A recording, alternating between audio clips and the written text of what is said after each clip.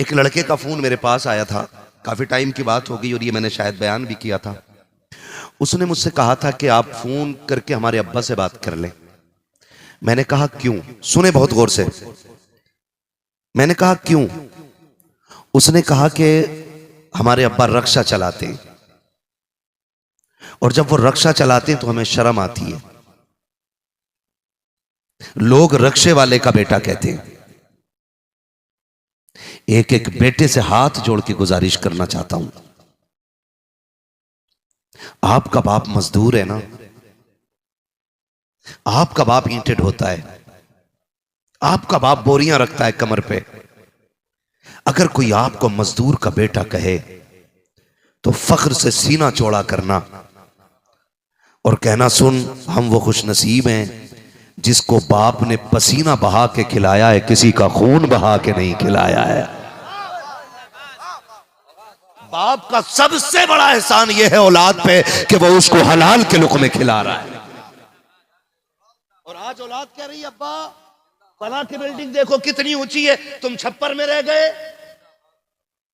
जाओ जाके उस इमारत वाले से पूछ तू रात को सोता कैसे है, तुझे नींद आती है कि नहीं? वो भी बताएगा बिना नींद की गोली खाए नींद नहीं आती है। तुझे पता है ये बड़े बड़ी इमारतों वाले कभी 7 घंटे की नींद नहीं सो सकते हैं, ये ऊंची इमारतों वाले बगैर दवा के नहीं सो पाते हैं। वजह सिर्फ ये है कि नींद जो बच्चे गद्दों पे नहीं आती है, नींद नगलों में नहीं आया करती है, नींद रब के करम से आया करती है। नींद को खरीदा नहीं जा सकता है। नींद अगर पैसों से खरीद दी जाती तो गरीब कभी सो नहीं पाता और अमीर कभी उठता नहीं। लेकिन हमने देखा कि अमीर नींद की गोली खा के सोता है, गरीब पत्थर पे लेट जाए अल्लाह नींद दे देता है। क्यों? क्योंकि उसकी महल में, उसकी इबारत में हराम की ईंटें लगी है, गरीब के वजूद में हलाल के लुक़मे लगे होते हैं। क्या बात है, सुभान अल्लाह सुभान अल्लाह। हक है, हक है। बहुत खूब, बहुत खूब।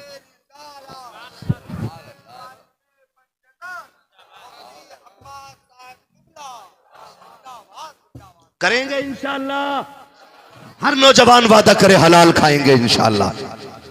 करके देखो ये काम। हराम कभी हलक से नहीं उतरना चाहिए। हराम कभी हलक से नहीं उतर। आपका बाप हराम लाता है ना, और देखो तो सही यार, ब्याज, सूद, ये सारी चीजें। 1 रुपया ब्याज का खाना ऐसा है जैसे अपनी मां से 70 मर्तबा जिना करना। इतना बड़ा पाप है। ये सूद समझते हैं आप? ये कितनी बड़ी आप जहन्नम की आग घर में इकट्ठा कर रहे हैं। और नौजवानों, जब लगे तुम गरीब हो ना तो सट्टा ना लगाना, जुआ ना खेलना, ब्याज के बाजार में मत आना। अगर अल्लाह ने तुझे एहसास दिया है तो मुसल्ला लेके मस्जिद में आ जाना। मुसल्ला लेके ये मेरे बड़े लोग बैठे, इनके कदमों की खाक मेरे सर का ताज।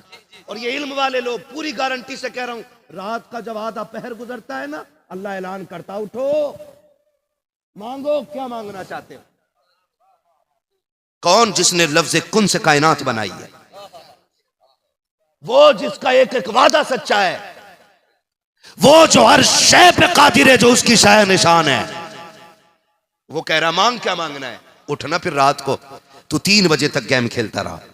जब मुसल्ले पे आने का टाइम था, तूने चादर ओढ़ी और तू लेट गया। उसने आवाज दे के कहा, मांग, क्या मांगता है? अगर इज्जत चाहिए थी मुसल्ले पे आ जाते, अगर दौलत चाहिए थी भीख मांगते रब की बारगाह में झोली फैला के।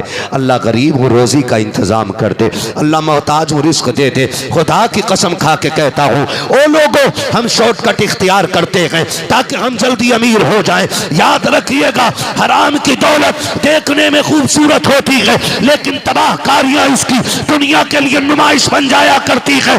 मर जाना, लेकिन हराम का लुकमा ना खाना, इसलिए कि हराम खा के मरोगे, जहन्नम में जाओगे। हलाल की वजह से फाके से मर जाओगे, अल्लाह जन्नत तुम्हारी कब्र पे बना डाले। करेंगे इंशाअल्लाह। और अगर आपको लगता है कि 50% इसके घर में हराम का है तो उसके घर का पानी भी ना पियो, ये फतवा है। और तकवा यह है कि 1 रुपया भी किसी के घर में हराम का हो तो उसके घर का बर्तन न छुआ जाए। लोग मुझसे पूछते हैं ये किस किताब में लिखा, पढ़ना। कितने हुजूर से प्यार करने वाले लोग हैं, हाथ उठा के बता दें जरा। सुभान अल्लाह, अल्लाह सलामत रखे। जिन्होंने हाथ उठाए अल्लाह सबको मरने से पहले हुजूर का मदीना दिखा दे। मेरे पास इससे बड़ी दुआ नहीं थी, ये मैंने दे छोड़ी है। तवज्जो है सारे लोगों की, सारे हुजूर से प्यार करते हैं ना। अब प्यार के भी कुछ तकाजे होते हैं। सोचुए खा के बिल्ली हज को चली, उमरा करने गया तो दाढ़ी इतनी थी, करके आया तो और छोटी हो गई। उमरा करने गया तो 50 ग्राम किलो पे मार रहा था, करके लौटा तो पूरा 100 ग्राम मारने लग गया। क्यों? काबा तो वही है ना, मदीना शरीफ भी वही है। लोग कहते वहां तो लोग सुधर जाते, ये बिगड़ा कैसे? मैंने कहा यार अजीब आदमी, जिसके हज उमरे के सफर में 1 रुपया हराम का होगा ना, अल्लाह उसका हज उमरा कबूल नहीं करेगा। बोलो, 1 रुपया हराम का। और यहां किसान है तो मेड़ कुरेद रहा, ऐसी मेंढ काट रहा, पता ही नहीं चल रहा कब काट दी। पानी दी, फटाक से गिर गई। हजरत मैं किसान का बेटा हूं, नहीं मेरे दादा किसान है, मेरे बाप तो अल्लाह का शुक्र है आलिम है, मुफ्ती आजम हिंद के मुरीद और खलीफा भी हैं। मैं मगर मेरे दादा परदादा ये किसान लोग रहे। हम जमीन और खेतों पे जाने वाले लोग हैं। चला नहीं जाता मेंढ पे पैर रख के, मेंढ सीधी थी यूं जा रही है। क्यों? उससे कोई यार ये कह सकते ट्रैक्टर वाले की गलती है, ऐसा मार गया है ना। ये बेगाना शादी में अब्दुल्ला दीवाना, ना इसकी जमीन ना इसका खेत, और जबरदस्ती मेंढ काटी आया। कह रहा मुखिया धोला साफ कर दिया, पैसे सही से दे दिए। इतना लट फिरेगा बेटे कि ना मुखिया बचाएगा ना कोई ठेकेदार बचाएगा।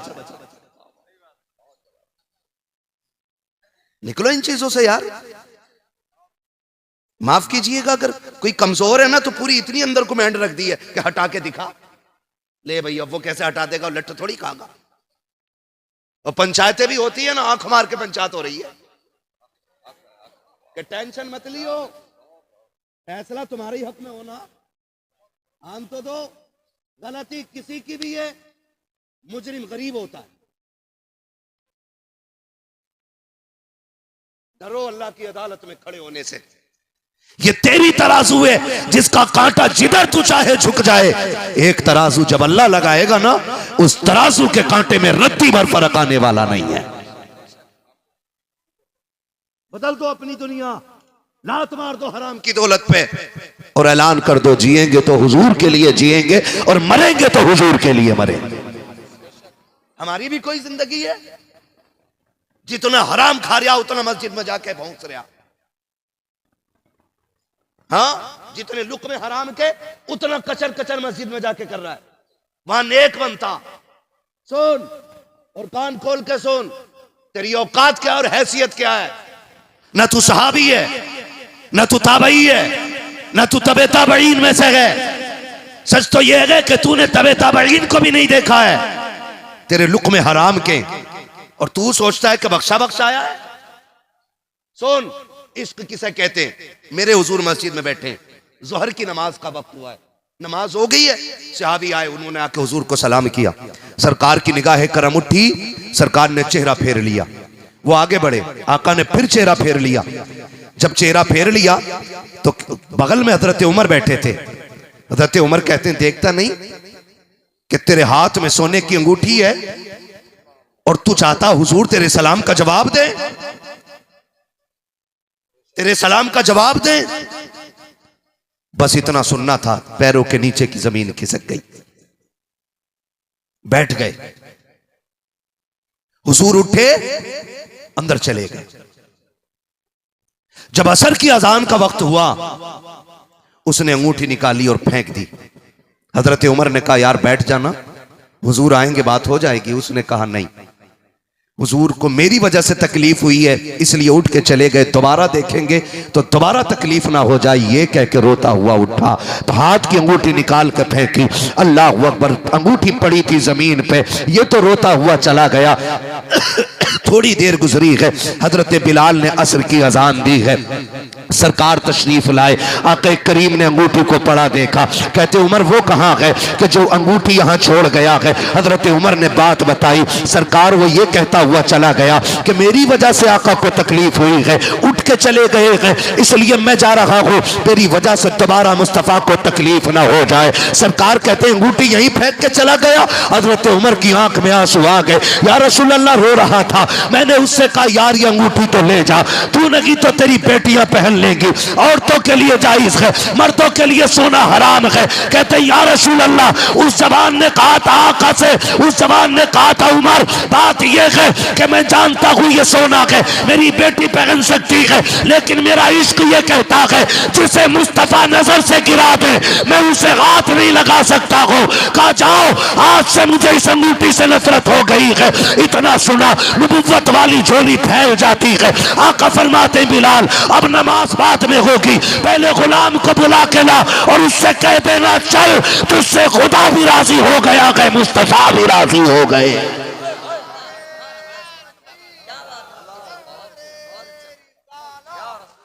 जिनकी फितरत में खातून जन्नत के लहू की गैरत है, तो फिर वो ये नहीं कहते कि आला हजरत चीज क्या है, बल्कि वो तो खुल के कहते गए रोजे महशर अगर मुझसे पूछे खुदा, बोल आले रसूल तू लाया है क्या, अर्ज कर दूंगा लाया हूं अहमद रजा, या खुदा ये अमानत सलामत रहे।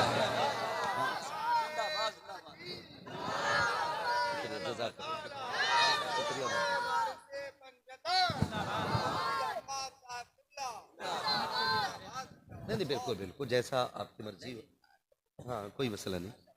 खैरियत है ना, जरा कह दें या रसूल अल्लाह।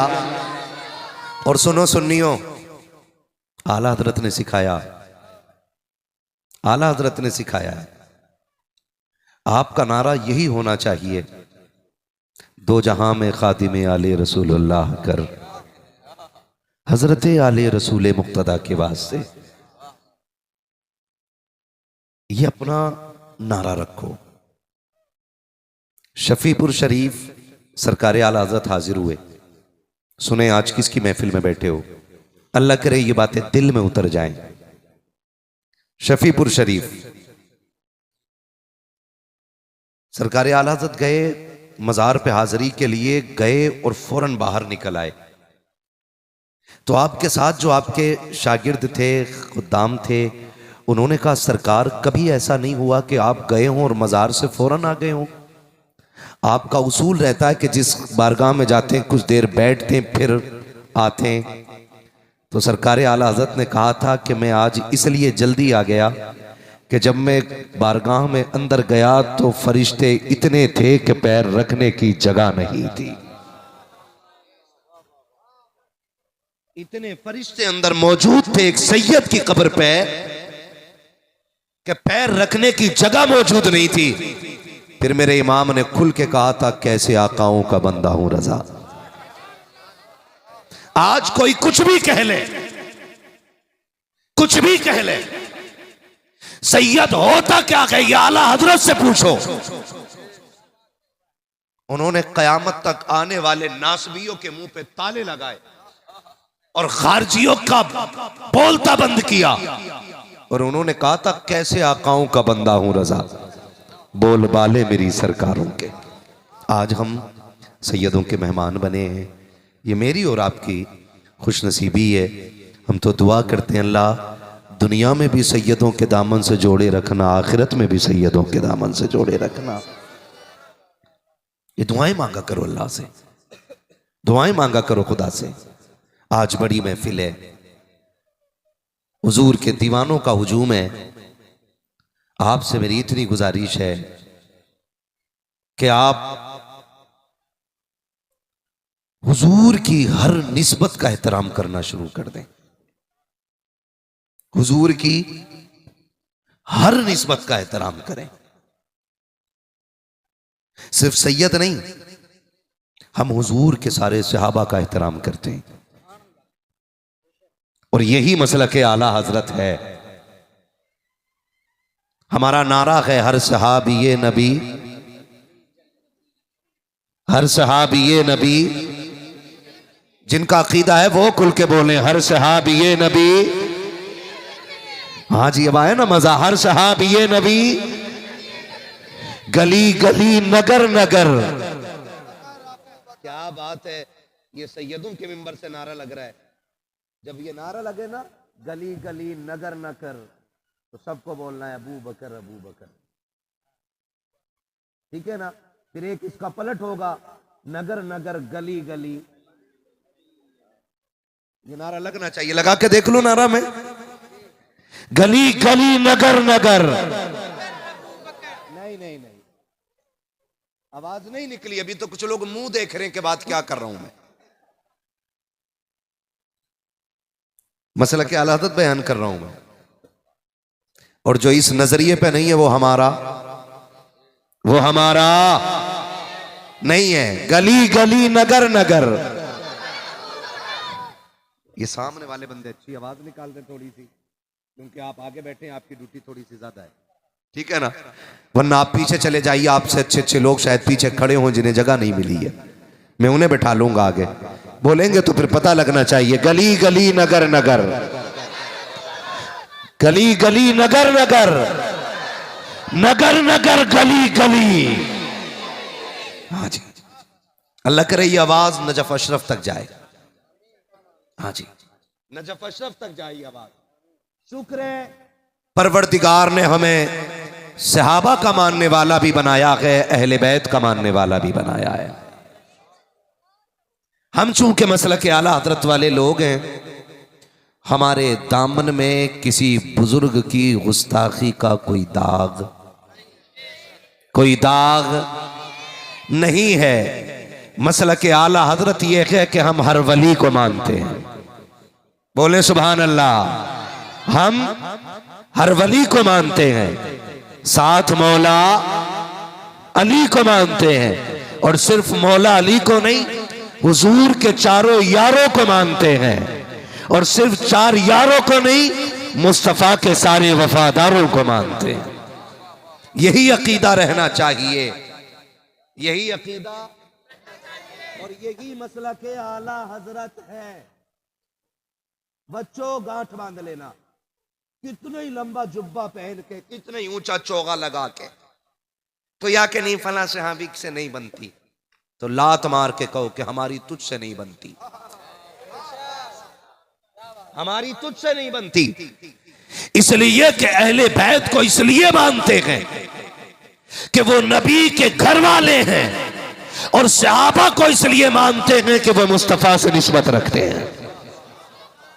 दोनों को हम हुजूर की वजह से मानते हैं, और जब जो दोनों को मानते हो तो फिर दोनों को मानना चाहिए नहीं।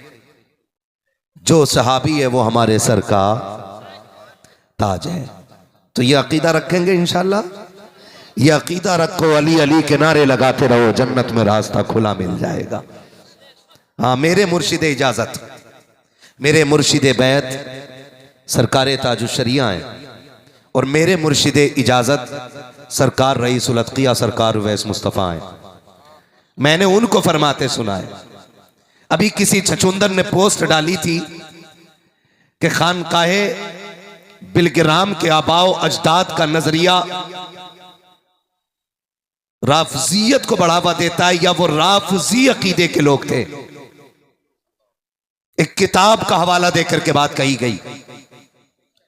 मैं मजीद कोई बात नहीं कहूंगा, बस इतना कहूंगा, हाथ कंगन को आरसी क्या, पढ़े लिखे को फारसी क्या, जिसका बाप जिंदा उसको हरामी कहने वाला कौन है।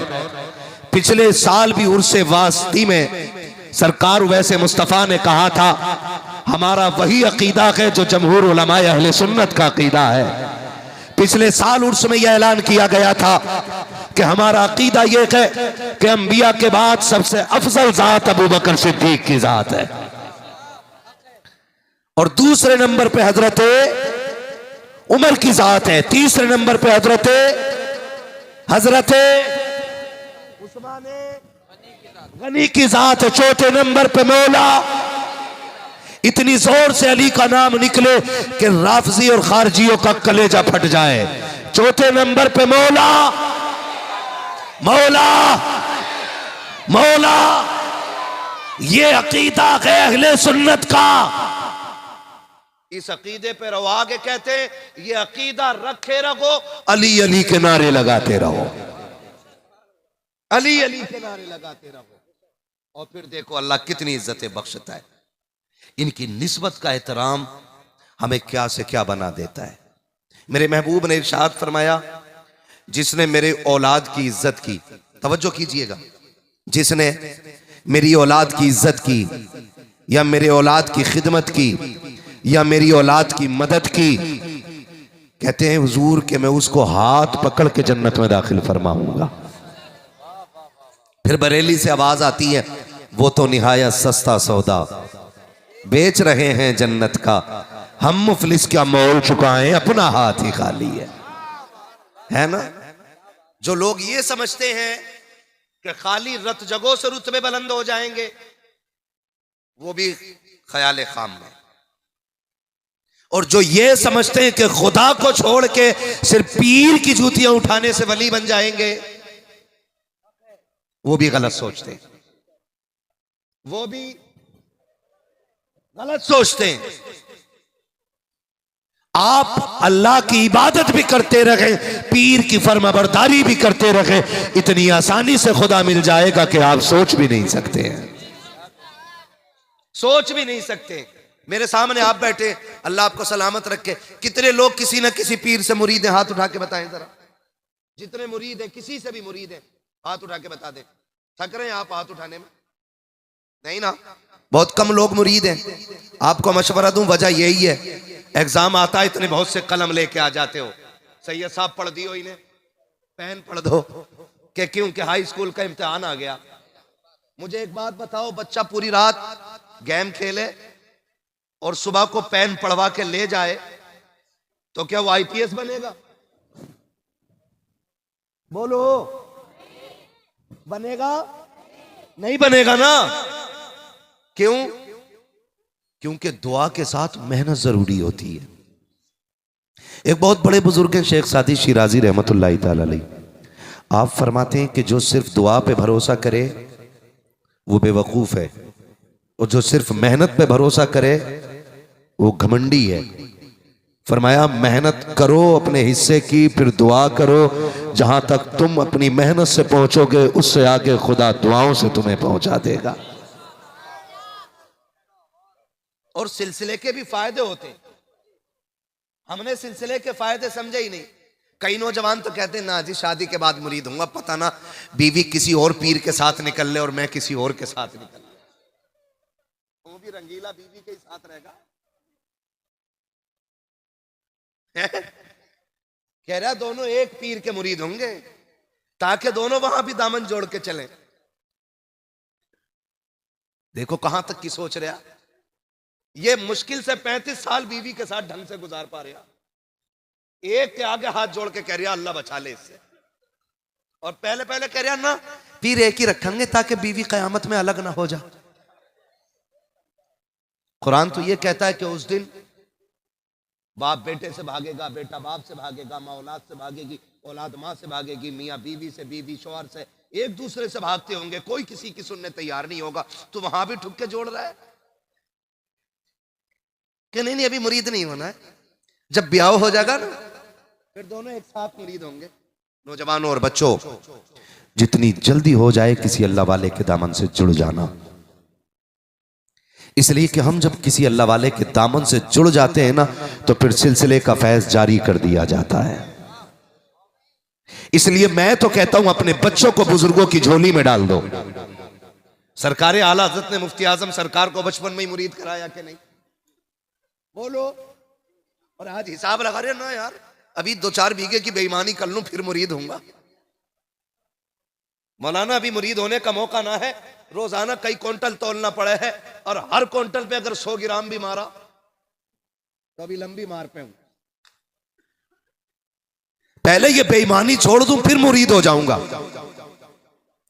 पहला जुमला मेरा आपसे यह है कि आप अगर दुनिया और आखिरत की भलाई चाहते हो तो अहद करो, जब तक जिंदा रहेंगे हलाल खाते रहेंगे। कैसा खाएंगे?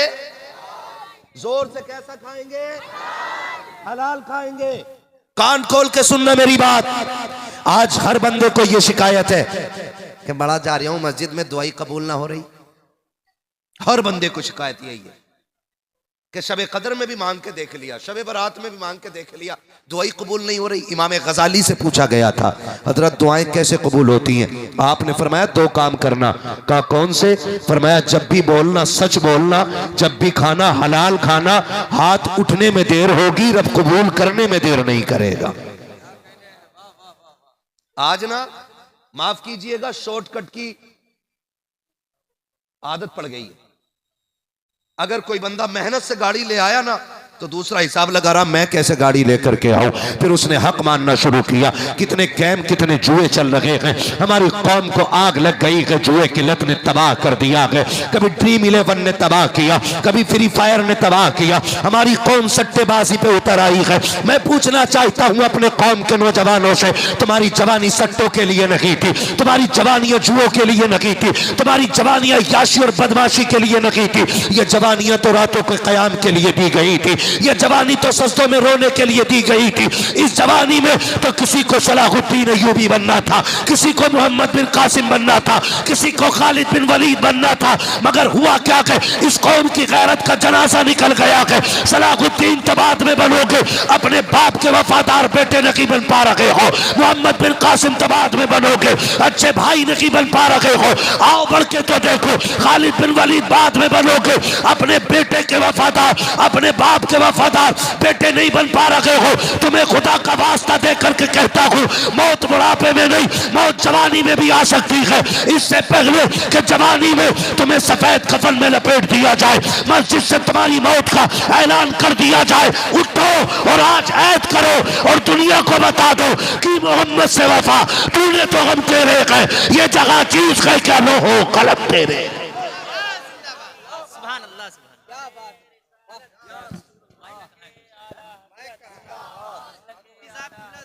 नारे तकबीर, नारे रिसालत, मसलके आला हजरत और से वारिसे पंजतन।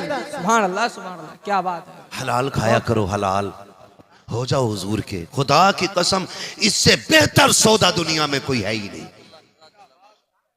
कोई है ही नहीं इससे सस्ता सौदा। हो जाओ हुजूर के, है ना। नौजवान बैठे मेरे सामने, नौजवान और बच्चे मेरी तरफ तवज्जो से देखें। है तवज्जो है, कहूं अगली बात।